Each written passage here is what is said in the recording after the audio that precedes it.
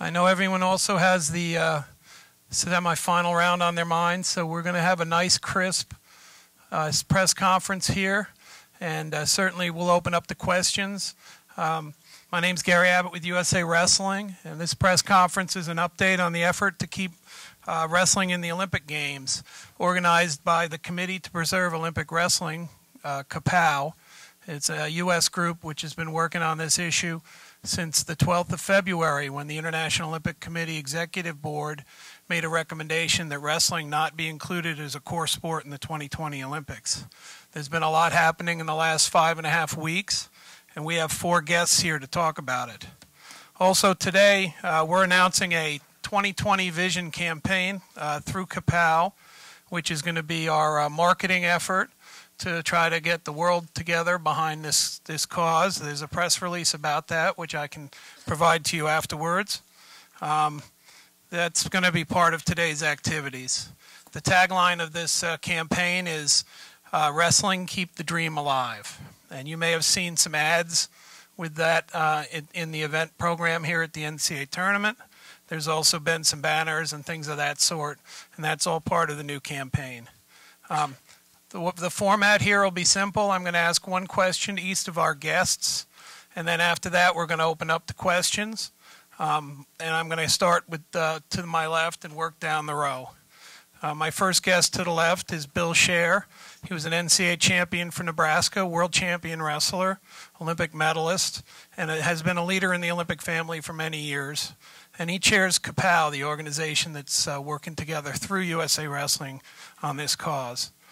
Jim, could you explain the progress that's been made by CPOW in leading the American effort to assist in the international strategy to preserve Olympic wrestling? Yeah, thanks, Gary. I think we've gotten off to a great early start. Our committee was formed when this bombshell was dropped on the International Wrestling Committee, the Executive Board's decision at the IOC to recommend to the general membership of the IOC that wrestling be dropped as a core sport. We quickly formed the group, and within 3 days, this coalition of like-minded individuals, which was really formed and assisted by USA Wrestling, was able to work to influence the International Wrestling Federation, and a member of our committee, Stan Desick, the first vice president of FILA, was very instrumental in getting the FILA Bureau to vote no confidence in its current leadership, its president, Rafi Martinetti. They voted no confidence for him, and he resigned his presidency, and they appointed an acting president, Nenad Lalovic. Martinetti was a roadblock, and right or wrong, he led the demise of wrestling, and we needed new leadership. We got new leadership. That's the first and most important impact that we've had. That new leadership is now working to do 2 things primarily. One is to work with the IOC to get back into the core program and work through the process of the IOC. Make no mistake about it, we disagree vehemently with the decision of the International Olympic Committee. But also make no mistake that the fault lies largely with the leadership of wrestling and not the process and the individuals at the International Olympic Committee. We want to be part of that process. We want to be part of the games. And we're going to work with them to make sure that we're doing everything we can to get back on that program from within that organization, within that process. And we've hired and helped FILA hire and recommended to them an international consulting firm by the name of Teneo that has worked with the last 4 successful bid city campaigns. And they've also hired another consulting individual. They're working to create a contract and hire as a consultant my brother Jim, who, as many of you know, was the CEO of the U.S. Olympic Committee and knows many of the IOC members very closely and very directly. In this country, we want to use this momentum and focus that this negative decision has created to turn it into something positive, and that is great public publicity and recognition of the sport of wrestling in this country, and utilizing that awareness to build and strengthen the sport in our country. Whether we win or lose the Olympic campaign to stay in the core program, we can use this to really help build and increase what we've been doing in this country for wrestling. So to that end, we've hired Ketchum, a U.S. well-recognized public relations firm, to lead a PR campaign in this country, and that's being funded by our organization in USA Wrestling. We've hired another grassroots sports company called King of the Mountain Sports, which has put this campaign together that you see, and that's a campaign to go out and reach grassroots folks. And we're going to use this information that we collect, all the people that we're able to gather to support this effort, to keep them in the fold and help them to build wrestling at the grassroots level of this country. And if we strengthen it in this country and then we help it happen all around the world, whether we're in or out in this most recent go-round, the sport will continue to grow, and then the Olympic Committee will have no choice but to keep us in that program in the future. Thank you very much, Bill. To his left, my second guest is Congressman Jim Jordan of Ohio, who's leading our congressional effort for a resolution supporting Olympic wrestling out of Washington. Congressman Jordan was a two-time NCAA champion for Wisconsin, a very talented freestyle wrestler before his career in political leadership. Congressman, what kind of reaction have you heard from your colleagues in Washington about the IOC recommendation, and what's the status of the resolution that you've been working with some of your colleagues in Congress? Let me too thank you, Gary, for your leadership and USA Wrestling, and certainly the leadership of Bill Scheer and everyone who's involved in this effort. It's been great. You know, look, from the day it happened, every single day, whether I'm in Ohio, around our district, or last week I was in Florida speaking to a trade association, no matter where I'm at, someone, and I'm sure you're all getting this as well, someone comes up to me and talks to me about this crazy decision. We have a resolution that's bipartisan. Dave Loebsack, a good Iowan, he's on the other side of the aisle, but he's still a good Iowan, is the lead sponsor. I'm co-sponsor along with Tim Walz from the state of Minnesota. So strong bipartisan effort in support of wrestling, talking about the great history and heritage it has in this country and around the world. That resolution is picking up co-sponsors each and every day. And then we also have with us today a letter signed by Speaker of the House John Boehner, Majority Leader Eric Cantor, and other members of Congress expressing their support for making sure wrestling stays a part of the Olympic Games. So I think it's strong. You're just sensing it and feeling it, and it's one of those. Some of you may know I'm one of the more conservative members of Congress, but this is one of those issues where party lines aren't a problem at all, and we're working together to try to protect this sport and make sure it stays a part of the Olympic Games. Thank you very much, Congressman. To your left, our third guest is Dan Gable. He's a legend in wrestling, pretty well known in the state we're in right now. He's a member of CPOW. He serves on the committee which Bill Scheer chairs. He was a two-time NCAA champ for Iowa State, a record-setting coach for Iowa, Olympic champion athlete, Olympic coach. He's also in the Hall of Fame internationally for the sport of wrestling. Dan, just in your mind, why should wrestling be an Olympic sport forever, and how can other people help in our effort to keep wrestling in the Olympics? Well, we've already been through wrestling and a lot of his potential issues for forever. By that I mean in my lifetime. I've seen things get enacted at certain levels, and then they affect other things. And because of that, we've had some great organizations be sensitive about these issues, and a lot of these have really worked extremely hard, like the NWCA, the Coaches Association, the NCAA. Also, is very sensitive to a lot of issues, and they try to figure out how to make a lot of things work. Well, that's kind of where we are right now, just because of the fact that it's the right thing to do. It's the right thing to do. You got to take care of your people.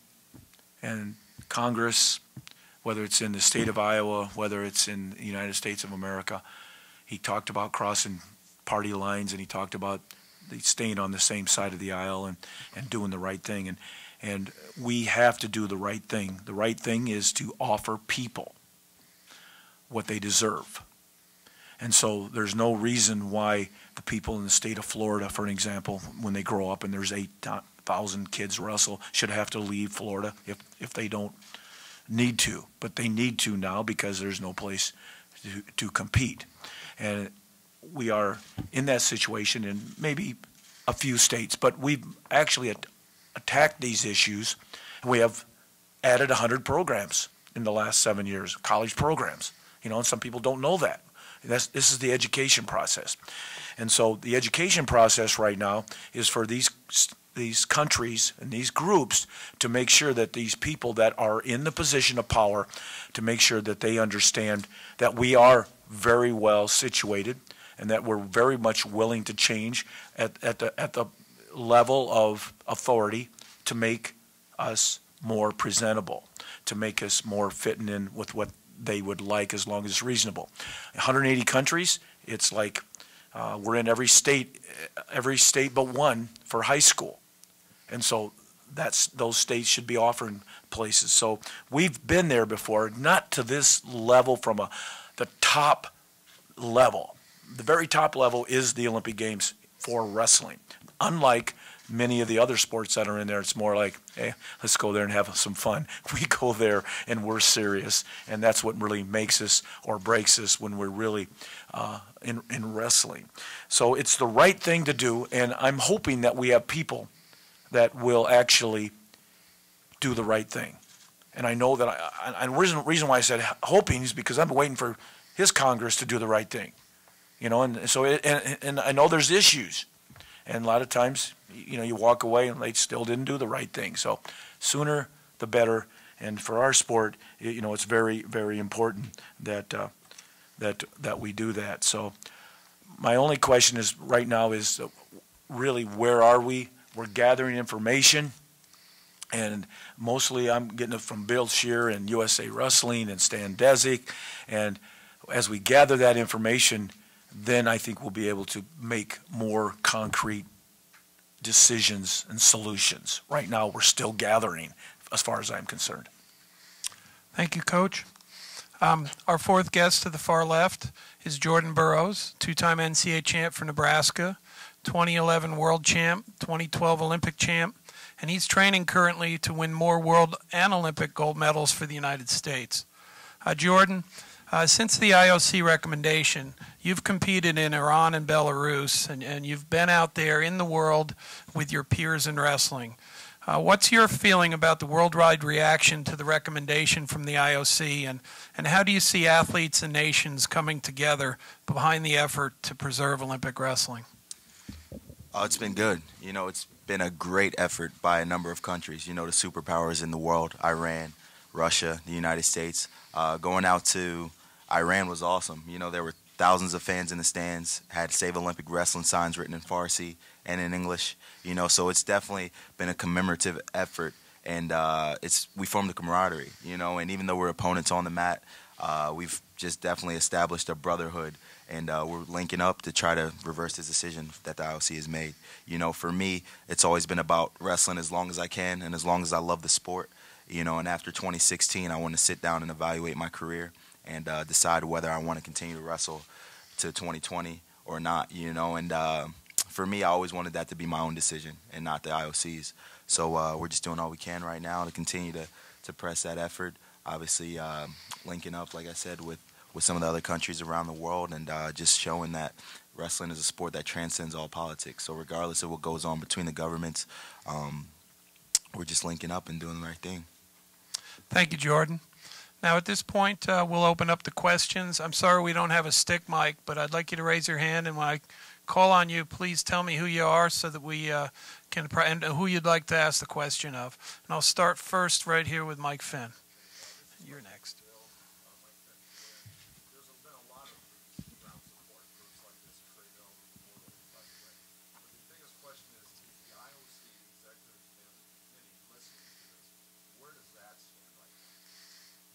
Yeah, I believe they are listening. I think there's two things that have occurred because of the groundswell of support. First, the IOC Executive Board has felt the need to defend their decision publicly. If you're getting people defending their decision, you definitely know you've made an impact with the publicity that they felt. Second, they've been open to meeting with our leadership. My brother met with several members of the IOC Executive Board, and our leadership of FILA has met with those members, as well as a meeting with the president of the International Olympic Committee, Jacques Rogue. So I believe we're being heard. The issue now is we need to not only be heard, but we need to impact. We need to change minds. And I think the campaign, you know, of all of these groups, as Jordan said, these groups around the world that are getting together and uniting through FILA, our international voice, we can impact the IOC in their decision. And I think the unification of the sport is a nice benefit of this sort of tragic circumstance, but it's one I think that can really help not only the IOC campaign and influencing them, but can help wrestling globally. The more united we are, the stronger we are. Second question is back here. Alex Persky, KCCI here in town. Coach Gable, we were just in this building a month ago with Governor Branstad and talking about this issue. What has come about meeting with Governor Branstad and Congressman, this might be for you too, and has anything really been done for here in the state of Iowa with that? Yeah, I mean, I think that he's actually had an initiative that the last number I heard was like 33 other governors and other states have joined, and so that right there is a coalition of people that have, to save Olympic wrestling. So, and I know that the governor had to throw this thing together real quickly, and he had a question about where the money come from, and because he bought some T-shirts, and he defended it by saying that the money's well worth spent because of the economy that wrestling brings to the state of Iowa and probably across, and he wasn't even talking about any other state, but he's just talking about in the state of Iowa, and obviously sold out arenas for the state tournament, sold out arenas for national championships, NAIA locally as well, national championships in Cedar Rapids, and maybe one other one, I think, junior community college. So, obviously, he's defending what he's doing by spending money without going through the long stay of trying to get some funds, and it was maybe, $500 or something. So it was well worth the effort. So that, that was very impressive to me because, I really do feel, across the world in a lot of countries that, wrestling it's a business, and I know that we have to do more and do better things at the field level to show that the IOC that we are a business and a good business besides just a sport, and we do have that opportunity. We just need to be able to work it.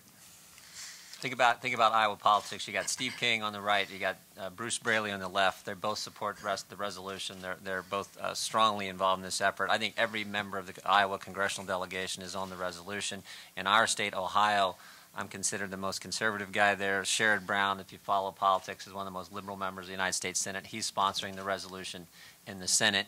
And the last example I'd give you just happened this past Wednesday of this week. Last week, former Speaker Hastert called me up and said, "Hey, Jordan, the Mongolian delegation, their equivalent of the Speaker of their house, is going to be in town. They're meeting with Boehner. You need to get in that meeting and talk to them about wrestling." I said, "Fine." So I talked to Speaker Boehner. He said, "Sure, come on over."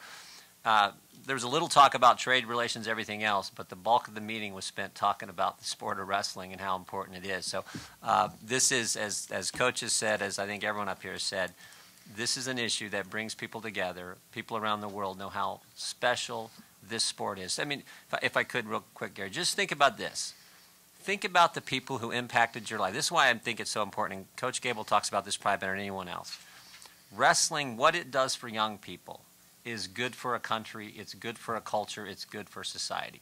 If you think about the people who impacted your life in a positive fashion, if you're like most people, next to your parents, it was probably a coach or a teacher you had along the way. And for me, it was my high school wrestling coach, who passed away a few years ago. But an amazing guy. He taught chemistry and physics in our class. He was the toughest teacher in our school, and he was the toughest wrestling coach in the state of Ohio. And this is no exaggeration. Every single day, Coach McCunn talked about discipline. He said, "Jordan, you want to do well in my class? This is chemistry. You're going to have to be disciplined about preparing the night before, reading the material, coming to class, participate. It's going to take discipline to do well in this class." And in the wrestling room, oh my goodness, he talked about it every stinking day. It drove me crazy because he sounded like my dad, and I got it all from, you get it at home all the time. But I can still hear him. Self-discipline's the most important character quality necessary to accomplish anything of meaning, anything of significance. That guy shut up. He's driving me crazy. But it's true, and that's what wrestling teaches people. And in our wrestling room, my brother's a coach at our high school. We've won the state tournament the last 13 years in a row.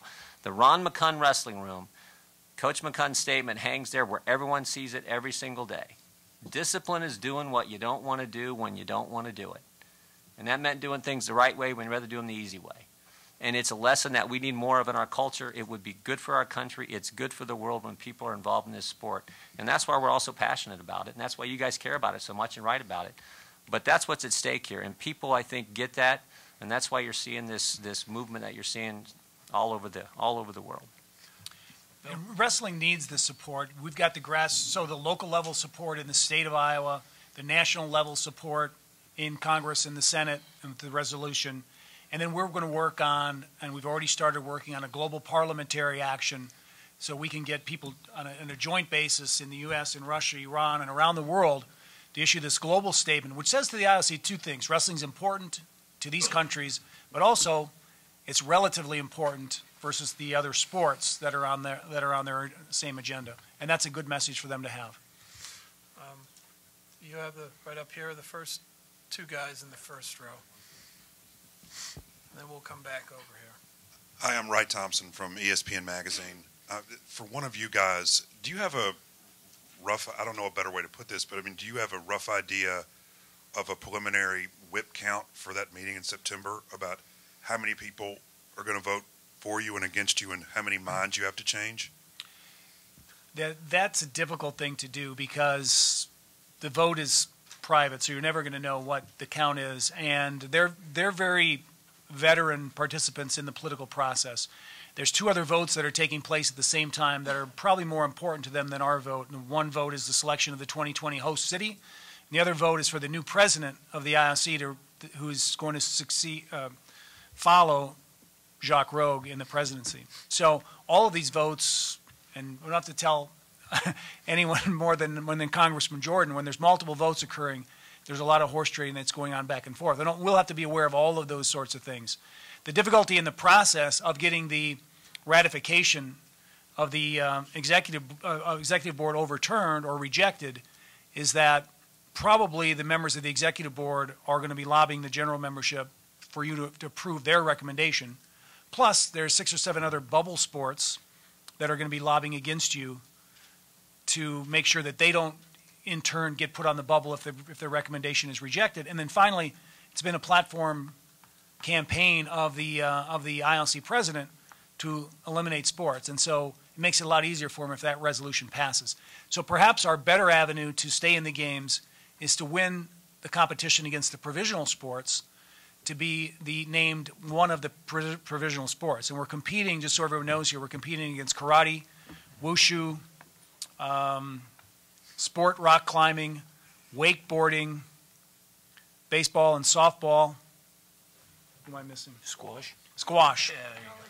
And roller sports, which is inline skating, racing. So we have to compete against those sports. And the problem there is they've been campaigning with the ILC for 3, 4, 5 years in some instances, spending a lot of money and time and effort to already influence those votes. The interim step is in May. We have got to. There's going to be a vote by the executive board to take the 8 sports that are now named as provisional sport candidates down to 2, 3, or 4, and we need to really canvass those 15 ILC executive board members to make sure we get on that short list. So that's what we're working on. Our committee and FILA has already mapped out a schedule and target list of each one of the executive board members, and we'll be meeting with them individually to try to garner that support. As well, we need to demonstrate and show them that wrestling leadership is changing and that the organization of the sport at the top level is willing to change and amend and improve. I will make this clear, though. Wrestling itself is healthy, growing, and dynamic and a truly global sport. And it's not the issue or problem with our sport. Our sport's beautiful, tremendous, and one of the best Olympic sports out there. The issue is with the governance of the sport at the highest level, the organization, and the way we've conducted ourselves in the IOC process. Bill, to follow up, Bryce Miller from the Des Moines Register. With your experience with Olympic bid processes and the IOC, it's clear what this group has done in a fast way and in a big way is organize things in a public relations, awareness, public pressure sense. But what other realistic, meaningful points of influence can you have before that vote? Beyond awareness, beyond pressure, what other meaningful things can you do that might influence a vote? Well, the one thing we've done on our committee is created a direct list, a direct line of influence to the International Wrestling Federation. And through that direct line of influence, which includes a member of our committee being the vice president and assistant to the acting president of FILA, that's Stan Desick, my brother Jim has been engaged by FILA, and they haven't worked out the details of their contract yet, but to come in and operate in an operating role with that organization. And our goal through that influence is to impress upon FILA the necessity for real change between now and May, and also for them to begin to understand and engage in the lobbying process with the IOC membership on the executive board and then more broadly. And I think we made a good start at both of those things. Next question. Dan, this is Scott Brown from the Pittsburgh Tribune Review. You talked earlier about the number of colleges that have started wrestling programs. I was just wondering if you could talk about the overall health of the sport and sort of the comeback it's made since it took some hits from Title IX. Well, it's just not Title IX. It's, there's several issues. Our sport's a tough sport, and maybe it's a little bit tougher than what people visualize in this day and age, and that's one of the main issues. The main issue is that we don't want to go so far down that all sports aren't tough. I mean, they're disciplined in a way that you got to learn skill and technique, but just for wrestling, you go through a wrestling practice and it's like, well, you can't go through a wrestling practice. I mean, none of you people can go through a wrestling practice. It's just the bottom line. It's, well, not right now anyway.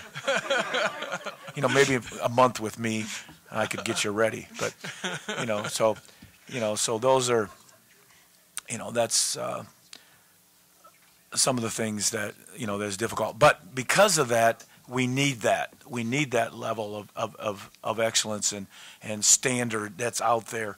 And as long as we make it safe, it's like the football concussion. They got an issue, and so they're going to work on it. There's great people in football, and they're going to work on it. They're going to hopefully solve it. At least they're working on it. And so we have a lot of issues, and we're worked on it, and we've solved a lot of them, and we're moving forward, and we're making progress with. It's not that easy because of higher dollars on facilities and more emphasis on salaries for the main ones.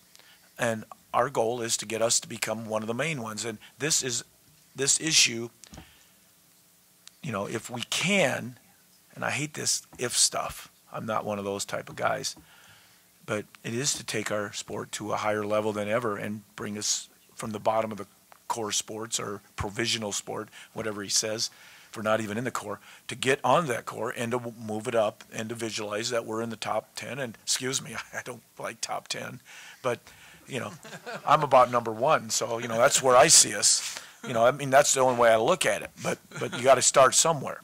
And so, but we have some really good organizations, and we've come together from the USA Wrestling and from some of their competitors within the United States have actually signed on and become a coalition. And we have the NWCA, which used to be somewhat of a competitor with some of these other sports for resources, and the Hall of Fames, which is another competitor for resources, but they're all working together, and which makes us stronger. But there's still issues. I mean, don't think that there's not. It's just some of them we really don't know because of the hiding factor, secrecy. And so if we really knew what was right before us, 1, 2, and 3, and 4, we could attack it, but we just think we know. And that's what's hard. Maggie? Maggie Hendricks from Yahoo Sports. I have 2 questions for you, Bill. How important is growing women's wrestling as a part of this effort? It's incredibly important. One of the things that the International Olympic Committee wants to see is sport for all, and an ability for sport to include and have representation for women is tremendously important, not only for wrestling but for all sports. And we can improve there. We've clearly been, and FILA's been a leader in incorporating women, and they've driven hard to convince the IOC to open the Olympics for women, which they've done.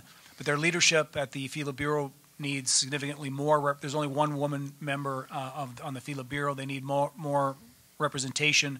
We're going to ask them to form a commission on women's wrestling at the FILA Bureau level to continue to build upon the momentum that they've already have and increase the participation for women in wrestling at the international level. And in this country, it's been particularly supported strongly by USA Wrestling, but we need to continue to work to grow it. As many of you may or may not know, I coach the women's wrestling team at the World Championships in 2005 and 2006 and was very engaged in that program.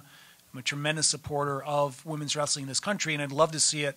There are many colleges already have adopted women's wrestling here, and I'd love to see it become a full-fledged NCAA-supported sport. Second question. And what do you think the selection of the 2020 city, what impact will that have on that September vote for wrestling? Well, so really we'd ask the same question if there were two bills in front of Congress, one, that was supporting some initiative, another health care bill, and you were trying to garner support, right?